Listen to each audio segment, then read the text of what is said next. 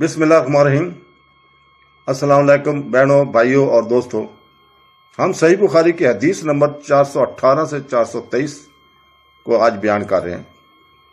418 میں بخاری رحمۃ اللہ فرماتے ہیں کہ ہم سے عبداللہ بن یوسف نے بیان کیا، انہوں نے کہا کہ ہمیں امام مالک نے ابو زناد سے خبر دی، انہوں نے اراج سے ابو ہریرہ رضی اللہ تعالیٰ عنہ سے کہ رسول پاک صلی اللہ علیہ وسلم نے فرمایا کہ کیا تمہارا یہ خیال ہے کہ میرا منہ نماز میں قبلہ کی طرف ہے؟ اللہ کی قسم مجھ سے نہ تمہارا خشوع چھپتا ہے نہ رکوع، میں اپنی پیٹھ کے پیچھے سے تم کو دیکھتا رہتا ہوں۔ 419 میں بخاری رحمۃ اللہ فرماتے ہیں ہم سے یحییٰ بن صالح نے بیان کیا، انہوں نے کہا کہ ہم سے فلی بن سلمان نے بلال بن علی سے، انہوں نے انس بن مالک رضی اللہ تعالیٰ سے سنا کہ وہ کہتے ہیں کہ نبی کریم صلی اللہ علیہ وسلم نے ہمیں ایک مرتبہ نماز پڑھائی، پھر آپ صلی اللہ علیہ وسلم ممبر پر چڑھے، پھر نماز کے باب میں اور رکوع کے باب میں فرمایا میں تمہیں پیچھے سے بھی اس طرح دیکھتا رہتا ہوں جیسے اب سامنے سے دیکھ رہا ہوں۔ 420 میں بخاری رحمۃ اللہ فرماتے ہیں ہم سے عبداللہ بن یوسف نے بیان کیا، انہوں نے کہا کہ ہمیں امام مالک نے خبر دی، انہوں نے نافع کے واسطے سے بیان کیا، انہوں نے عبداللہ بن عمر رضی اللہ تعالیٰ عنہ سے کہ رسول پاک صلی اللہ علیہ وسلم نے ان گھوڑوں کی جنہیں جہاد کے لیے تیار کیا گیا تھا مقام حفوا سے دوڑ کرائی، اس دوڑ کی حد سنیہ الوداع تھی، اور جو گھوڑے ابھی تیار نہیں ہوئے تھے ان کی دوڑ سنیہ الوداع سے مسجد بنی زریق تک کرائی۔ عبداللہ بن عمر رضی اللہ تعالیٰ نے بھی اس گھوڑ دوڑ میں شرکت کی تھی۔ 421 میں بخاری رحمۃ اللہ فرماتے ہیں کہ ابراہیم بن تہمان نے کہا عبدالعزیز بن صہیب سے، انہوں نے انس رضی اللہ تعالیٰ سے روایت کیا کہ نبی کریم صلی اللہ علیہ وسلم کے پاس بحرین سے رقم آئی، آپ صلی اللہ علیہ وسلم نے فرمایا کہ اسے مسجد میں ڈال دو، اور یہ رقم اس تمام رقم سے زیادہ تھی جو اب تک آپ صلی اللہ علیہ وسلم کی خدمت میں آ چکی تھی۔ پھر آپ صلی اللہ علیہ وسلم نے نماز کے لیے تشریف لائے اور اس کی طرف کوئی توجہ نہیں فرمائی۔ جب آپ صلی اللہ علیہ وسلم نماز پوری کر چکے تو آ کر مال رقم کے پاس بیٹھ گئے اور اسے تقسیم کرنا شروع فرما دیا۔ اس وقت جس سے بھی آپ صلی اللہ علیہ وسلم دیکھتے اسے عطا فرما دیتے۔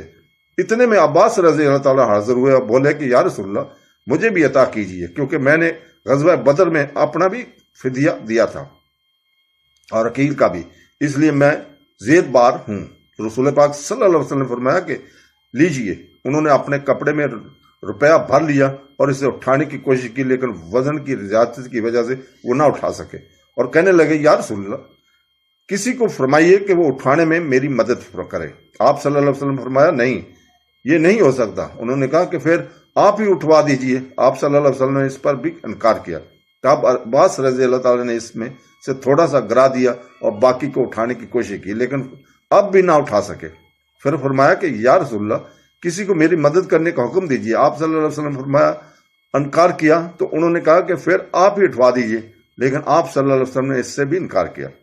تب انہوں نے اس میں سے تھوڑا سا روپیہ گرا دیا اور اسے اٹھا کر اپنے کندھے پر رکھ لیا اور چلنے لگے۔ رسول پاک صلی اللہ علیہ وسلم کو ان کی اس حرص پر اتنا تعجب ہوا کہ آپ صلی اللہ علیہ وسلم اس وقت تک ان کی طرف دیکھتے رہے جب تک کہ وہ ہماری نظروں سے غائب نہیں ہو گئے، اور آپ صلی اللہ علیہ وسلم بھی وہاں سے اس وقت تک نہ اٹھے جب تک کہ ایک چونی بھی باقی رہی۔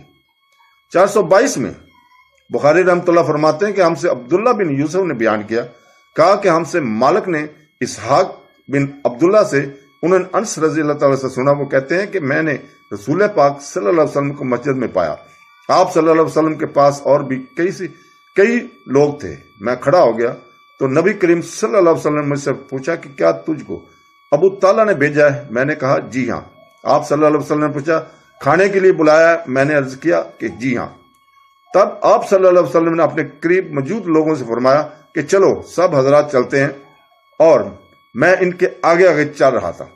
423 میں بخاری رحمۃ اللہ فرماتے کہ ہم سے یحییٰ بن موسیٰ نے بیان کیا، کہا ہم سے عبدالرزاق نے، کہا ہم کو ابن حریج نے، کہا ہمیں ابن شہاب نے سہیل بن سعد سعدی سے کہ ایک شخص نے کہا یا رسول اللہ اس شخص کے بارے میں فرمائیے، اس شخص کے بارے میں فرمائیے جو اپنی بیوی کے ساتھ کسی غیر مرد کو بدفعلی کرتے ہوئے دیکھتا ہے، کیا اسے مار ڈالے؟ آخر اس مرد نے اپنی بیوی کے ساتھ مسجد میں اعلان کیا اور اس وقت میں موجود تھا۔ تو دوستو اللہ تعالیٰ ہمیں سنتے رسول صلی اللہ علیہ وسلم پڑھنے سمجھنے اور اس پر عمل کرنے کی توفیق عطا فرمائے. آمین ثم آمین. اللہ حافظ.